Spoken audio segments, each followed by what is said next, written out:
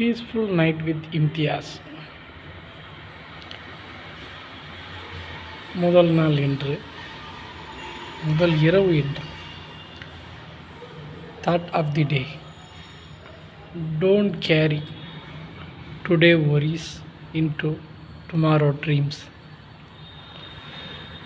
இன்றைய கவலைகளை நாளைய கனவுகளோடு கொண்டு செல்லாதீர்கள். இரவு என்பது உறங்குவதற்காக மட்டுமல்ல, மனசுக்கு அமைதியை கொடுக்கும், உணர்வுகளை தோன்றுவதற்காகவும். அமைதியாக உறங்குங்கள். Let's end the day with peaceful night with Imtiaz.